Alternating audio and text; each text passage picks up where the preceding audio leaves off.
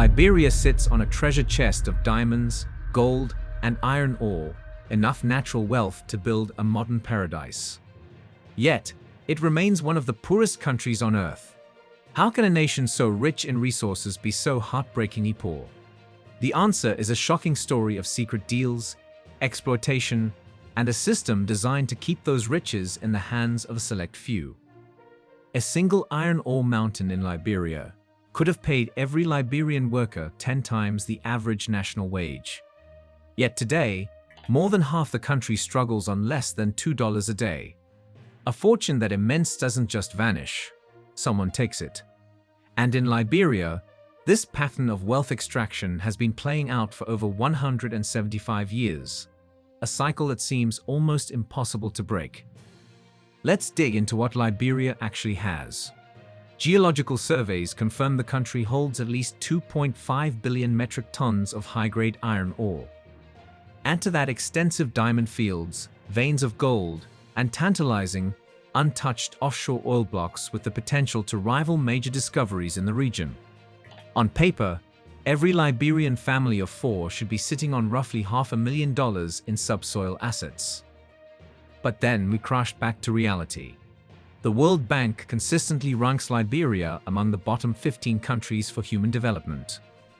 Somewhere between the ground where these resources lie and the government ledger where their value should be, the wealth simply evaporates. Economists call this the resource curse. A simpler, more brutal version is, if you can dig it up, someone else can steal it. Liberia's history is a masterclass in how that theft is meticulously choreographed in plain sight. Modern Liberia began in 1847, when freed American slaves declared independence.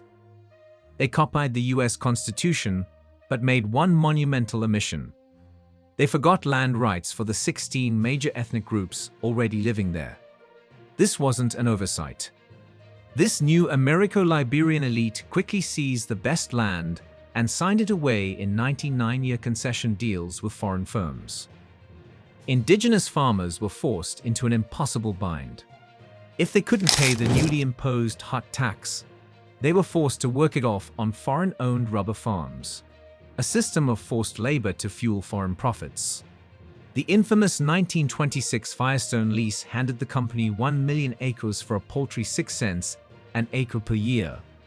A deal so lopsided a US senator branded it colonialism by contract. By the 1950s, Liberia was a top exporter of rubber and iron ore. Yet, less than 1% of this massive revenue ever appeared in public budgets. The vast majority vanished into private accounts controlled by the true Whig Party, which ran Liberia unopposed for 102 years. This wasn't governance, it was a dynasty of extraction. When students protested the corruption, the army opened fire. This became the republic's tragic rhythm, a resource boom, followed by siphoned revenue, leading to brutal repression. The Cold War added another layer of exploitation. Washington's priority wasn't good governance in Liberia. It was anti-communist reliability. President William Tubman understood this, receiving CIA stipends in exchange for allowing the Voice of America to broadcast from Liberian soil. In return, American steel giants like Lamco were granted 20-year tax holidays and the right to repatriate all profits in US dollars. The wealth left the country almost immediately. Between 1960 and 1980, iron ore averaged a staggering 40% of Liberia's GDP. But the government's share of that value never rose above a paltry 8%.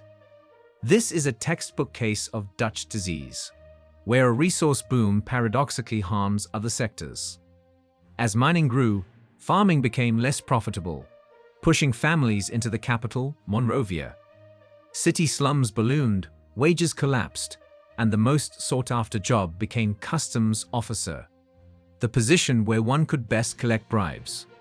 By 1980, Liberia's economy looked like a funnel. Resources poured in the top, a trickle of cash seeped out the bottom, and the middle was stuffed with patronage and corruption. The system's instability finally broke in 1989. Charles Taylor's rebel group figured out the fastest way to seize the funnel, take the capital, divert the diamond pipeline, and issue logging permits in exchange for guns. This ignited Liberia's first brutal civil war. What followed was 14 years of conflicts so devastating that when a ceasefire was signed in 2003, Liberia's GDP per capita was lower than it had been in 1963. This wasn't just a political struggle. It was a scramble for resources. Rebel factions stripped mining machinery for scrap metal to buy Kalashnikovs. Timber became a war currency, one cargo ship of logs for 1,000 rifles.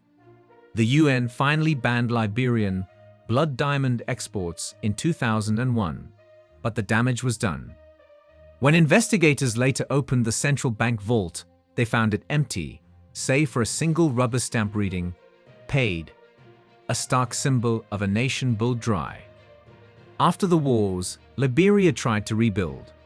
It joined the Extractive Industries Transparency Initiative, EITI, passed a new forestry law, and auctioned new mining blocks in public view. In 2010, optimism surged when steel giant ArcelorMittal promised a $1.5 billion investment, projecting thousands of jobs and $100 million a year in royalties. It felt like Liberia was finally turning a corner. Then, in 2014, a double blow. The Ebola epidemic shut down the country.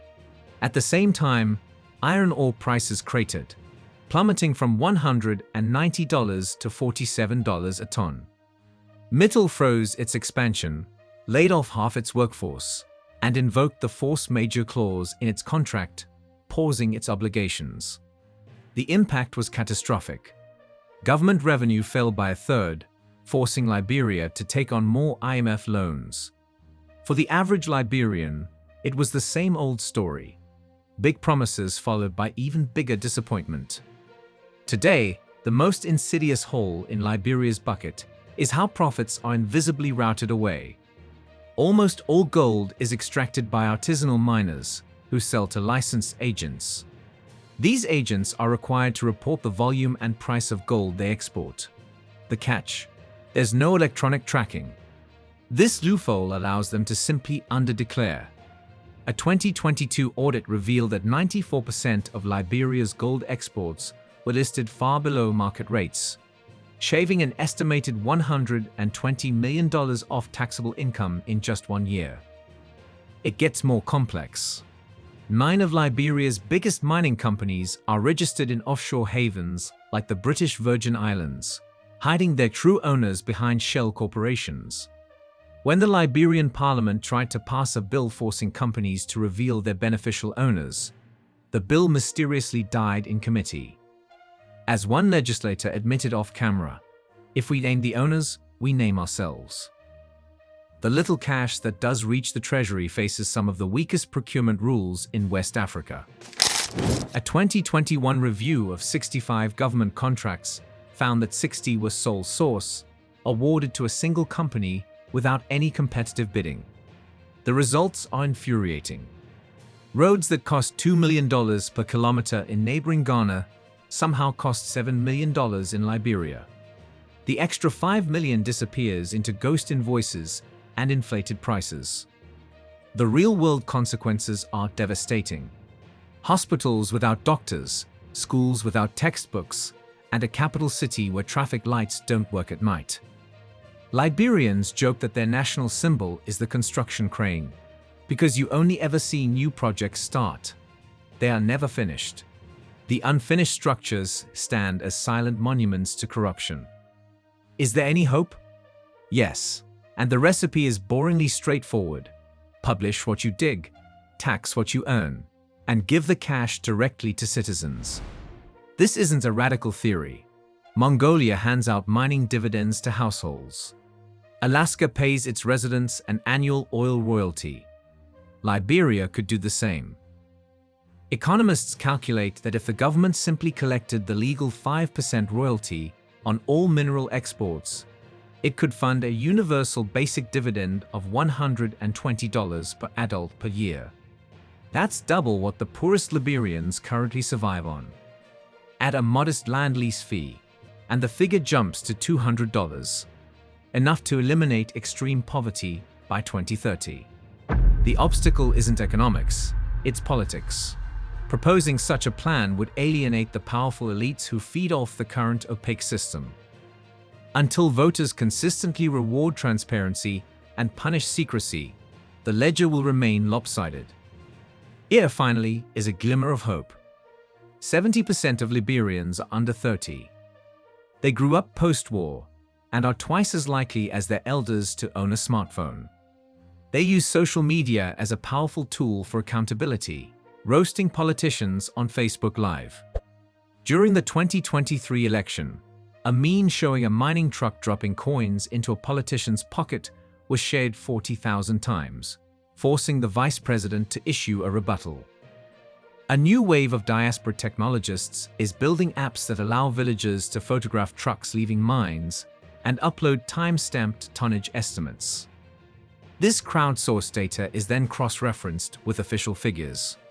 Last year, this effort revealed a major company had underreported its bauxite exports by 15%. Tiny victories like these are teaching citizens a new powerful habit. In the age of information, sunlight can be weaponized. If you want more stories about how natural wealth is converted into public poverty, hit that subscribe button and ring the bell. Drop a comment telling us which resource-cursed country we should unpack next, and share this video with anyone who believes digging up gold automatically creates prosperity for a nation. Liberia's story is not about a lack of resources. It is about a centuries-old conveyor belt that moves value from the soil directly into the hands of a narrow elite. This belt is lubricated by secret contracts, offshore accounts, and the fatigue of voters who have seen too many promises broken. But that belt can be switched off. We can publish the contracts. We can collect the royalties. We can send the cash directly to citizens. And we must jail the officials who stand in the way. Until that day, Liberia will remain a nation where children play on mountains of iron ore yet sleep in flimsy zinc shacks. The diamonds are real, the gold is real, and the poverty is real. Only the middle part, where all that wealth disappears, is optional.